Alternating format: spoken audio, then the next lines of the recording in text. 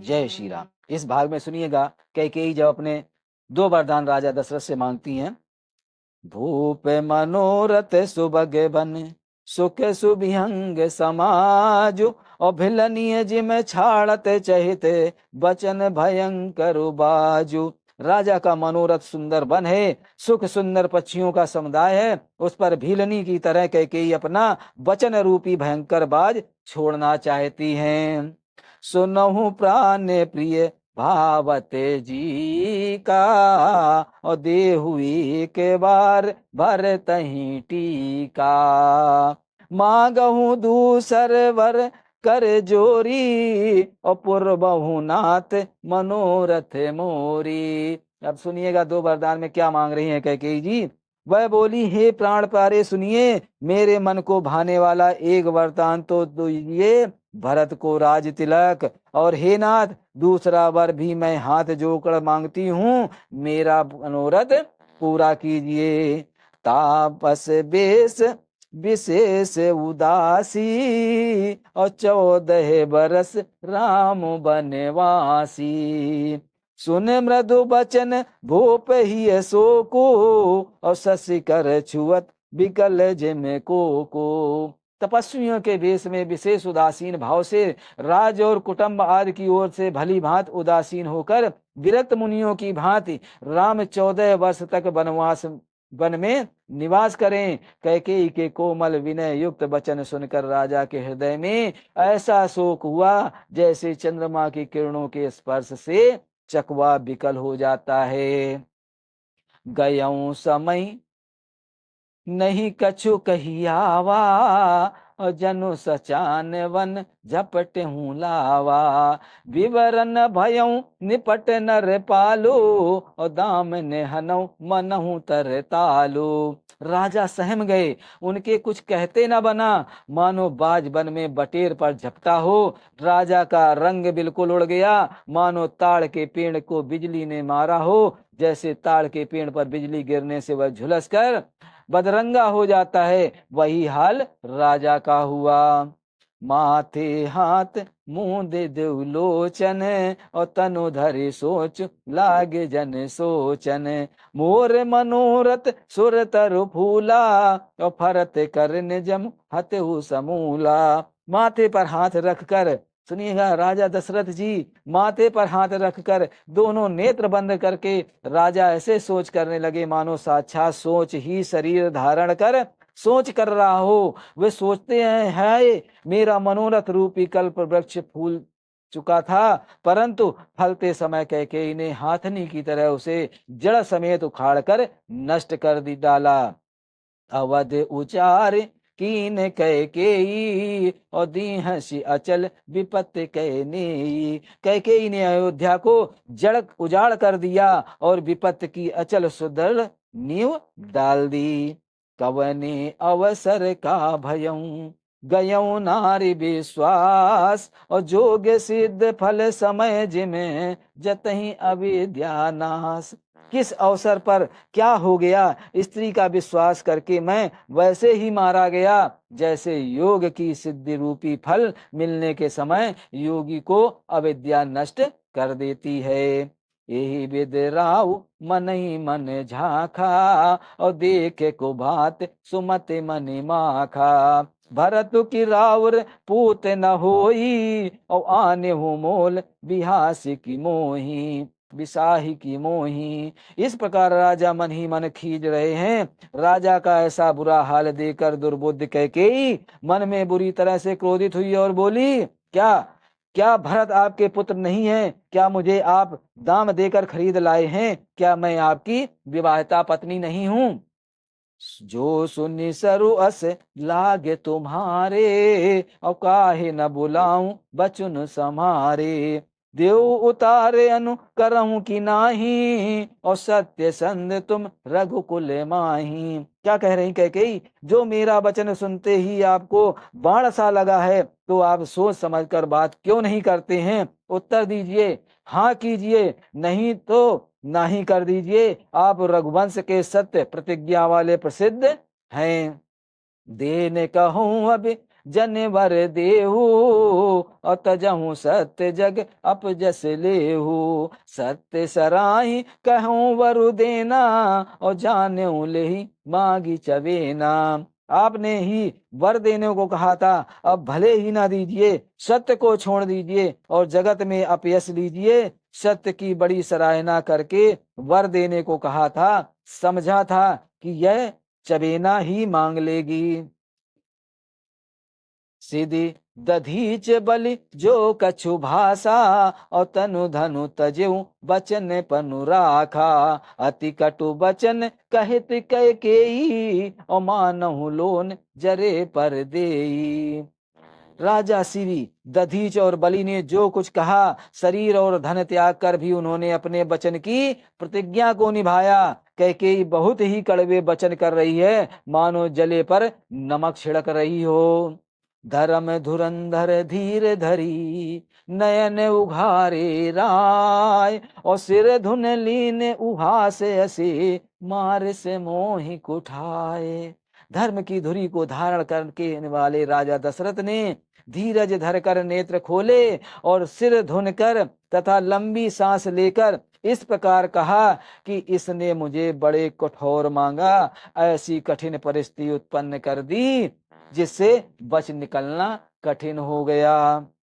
आगे देख जरत सिर भारी, और मनहु रोष तर वार उघारी। मोड़े कुबेद धारन ठुराई, और धरी कुबरी शान बनाई। प्रचंड क्रोध से जलती हुई कैकेयी सामने इस प्रकार दिखाई पड़ी, मानो क्रोध रूपी तलवार नंगी म्यान से बाहर खड़ी हो। कुबुद्धि उस तलवार की मूठ है, निष्ठुरता धार है, और वह कुबरी मंथरा रूपी शान पर धरकर तेज की है। लखी महीप कराल कठोरा, और सत्य की जीवन ले ही मोरा। बोले राव कठिन कर छाती, और बानी सनि ने तास सुहाती। राजा ने देखा कि यह तलवार बड़ी ही भयानक और कठोर है, और सोचा क्या सत्य ही है मेरा जीवन लेगी। राजा अपनी छाती कड़ी करके बहुत ही नम्रता के साथ बोले उठे।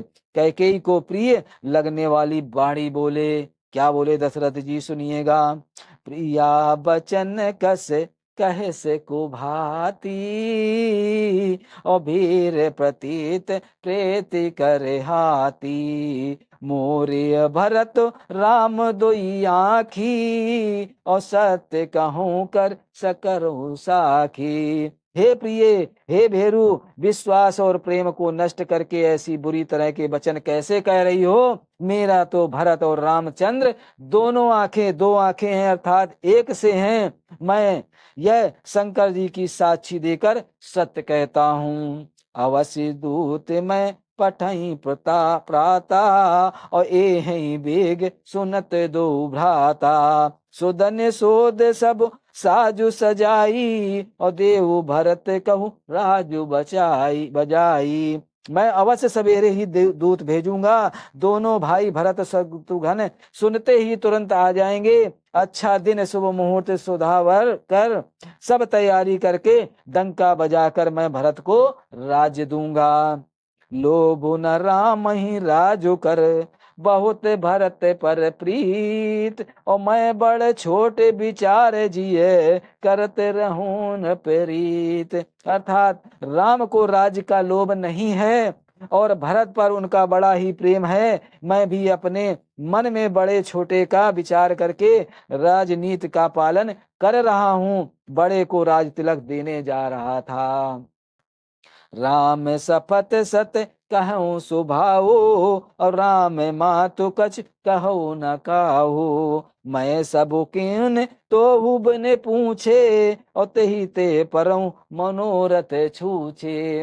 अब सुनिए, राम की 100 बार सौगंध खाकर मैं स्वभाव से ही कहता हूँ कि राम की माता कौशल्या ने इस विषय में मुझसे कभी कुछ नहीं कहा। अवश्य ही मैंने तुमसे बिना पूछे यह सब किया, इसी से मेरा मनोरथ खाली गया। प्रिय परिहरु अब मंगल साजो, कछ दुन गए भरत जुबराजू। एक ही बात मोह दुख लागा, और वर दूसर असमंजस मांगा। अब क्रोध छोड़ दे और मंगल साज सज, कुछ ही दिनों बाद भरत युवराज हो जाएंगे।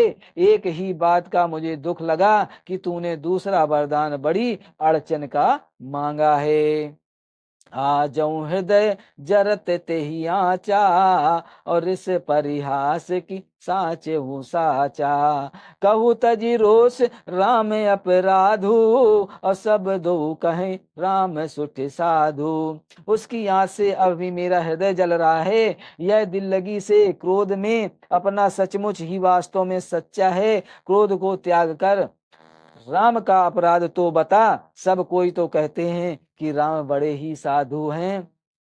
तू ही सरा हसी करसी सनेहू, अब सुन मोई भयउ संदेहू। जास स्वभाव अरहि अनुकूला, और शोक में करम माते प्रतिकूला। तू स्वयं ही राम की सराहना करती है और उस पर स्नेह किया करती थी। अब यह सुनकर मुझे संदेह हो गया है कि तुम्हारी प्रशंसा और स्नेह कहीं झूठी तो न थे। जिसका स्वभाव शत्रु को भी अनुकूल है, वह माता के प्रति कुल आचरण क्यों करेगा। प्रिया हास रिस परिहरे मांगु, विचारि विवेक, और जेहि देखी अब नयन भरे, भरत राज अभिषेक। हे प्रिय, हंसी और क्रोध छोड़ दे और विवेक उचित अनुचित विचार कर वर मांग, जिससे अब मैं नेत्र भर भरत का राज्याभिषेक देख सकूं। जिये मीन वर वार विहीना, और मन बिनु फकन जिये दुख दीना। कहूँ सुबाहु न छलु मन माही, और जीवन मोर राम बिन नाही। दशरथ जी क्या कह रहे हैं। मछली चाहे बिना पानी के जीते रहे, और सांप भी चाहे बिना मणि के दीन दुखी होकर जीता रहे, परंतु मैं स्वभाव के से ही कहता हूँ मन में जरा भी छल रखकर नहीं कि मेरा जीवन राम के बिना नहीं है। समुझ देखो जिय प्रिय प्रवीणा, और जीवन राम दरस आधीना। सुन मृदु बचन कुमित अत जरही, और मनहु अनल आहुत घृत परही। अर्थात हे चतुर प्रिय जी, मैं समझ देख, मेरा जीवन श्री राम के दर्शन के अधीन है। राजा के कोमल वचन सुनकर दुर्बुद्ध कैकेयी अत्यंत जल रही है, मानो अग्नि में घी की आहुति पड़ गई हो। कहीं करहूं किन कोटि उपाया, और यहाँ न लागई राहु रे माया। देहु की लेहु अजसु करि नाही, और मोहि न बहुत प्रपंच सुहाई। अब क्या कह रही, कैकेयी कहती हैं आप करोड़ों उपाय क्यों ना करें, यहाँ आपकी माया चालबाजी नहीं लगेगी। या तो मैं जो मांगा है सो दीजिए, और नहीं तो नाही करके अपयस लीजिए। मुझे बहुत प्रपंच बखेड़े नहीं सुहाते हैं।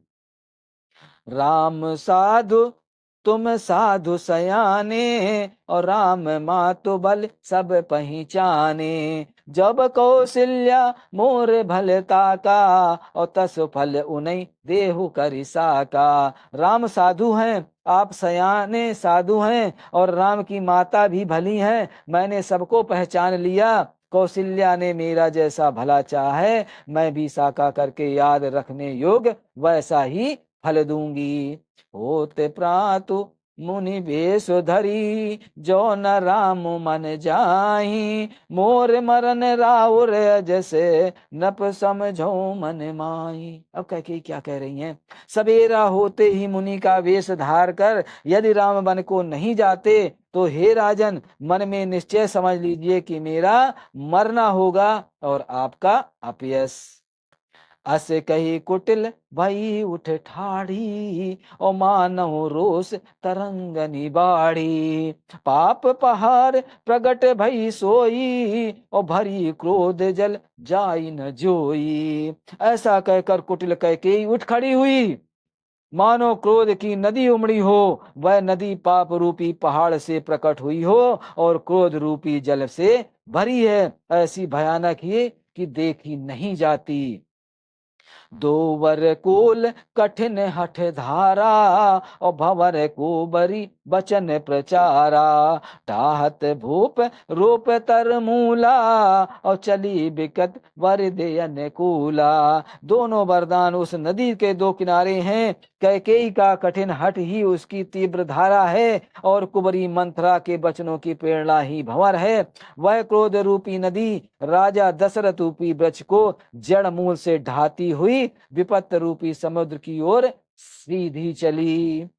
लखी नरेश बात फुर साची, और तिय मिस मीच शीश बर नाची। शीश पर नाची, और गही पद बिनय कीने बैठारी, और जन दिन कर कुल होई कुठारी। राजा ने समझ लिया कि बात सचमुच वास्तव में सच्ची है। स्त्री के बहाने मेरी मृत्यु ही सिर पर नाच रही है। तदंतर राजा ने कैकेयी के चरण पकड़कर उनसे बिठाकर विनती की कि तू सूर्य काल रूपी वृक्ष के लिए कुल्हाड़ी मत बन। मांगो मात अबहि देव तो ही, और राम बिरह जन मारसि मोही। राम राखु राम कहूँ जैते ही भांति, और नाही तजरहि जन्म भर छाती। तू मेरा मस्तक मांग ले, मैं तुझे अभी दे दूंगा, पर राम के विरह में मुझे मत मार। जिस किसी प्रयास से हो तू राम को रख ले, नहीं तो जन्म भर तेरी छाती जलेगी।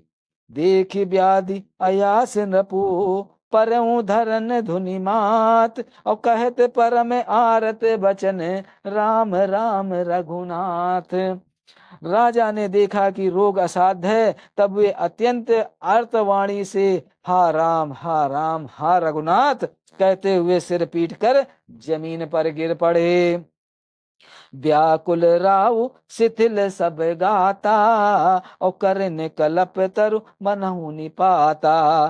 कंठ सूख मुख आउ न बानी, और जन पठीन दिन बीन बिनु पानी। राजा व्याकुल हो गए, उनका शरीर शिथिल पड़ गया, मानो हाथनी के कल वृक्ष को उखाड़ फेंका हो। कंठ सूख गया, मुख से बात नहीं निकलती, मानो पानी के बिना पपीहा नामक मछली तड़प रही हो।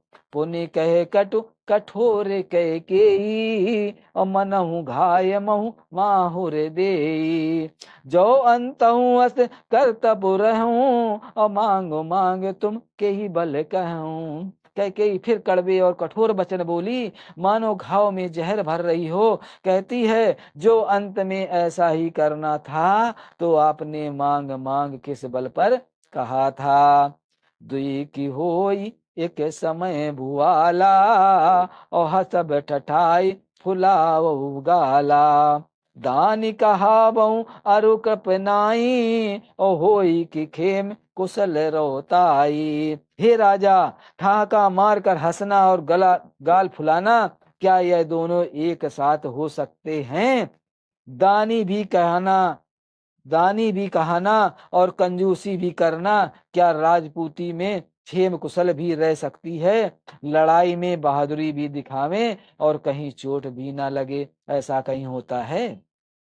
छाड़ई बचन की धीरज धरहूं, और जनी अब लाजिम करुणा कहूं करहूं। तनु तिय तनय धामु धनु धरनी, और सत्य संध कहूं नृप सब बरनी। या तो वचन प्रतिज्ञा को छोड़ दीजिए, या धैर्य धारण दीजिए। जो यो असहाय स्त्री की भांति रोइए पीटिए नहीं, ऐसा कह रही कैकेयी भगवान वो दशरथ जी से। सत्यव्रती के लिए तो शरीर, स्त्री, पुत्र, घर, धन और पृथ्वी सब तिनके के बराबर कहे गए हैं। मरम बचन सुन राव कहे, कहू कछ दोष न तोर। लाग्यों तो ही पिशाच जिमे, कालू कहावत मोर। कैकेयी के मर्म भेदी वचन सुनकर राजा ने कहा कि तू जो चाहे कह, तेरा कुछ भी दोष नहीं है।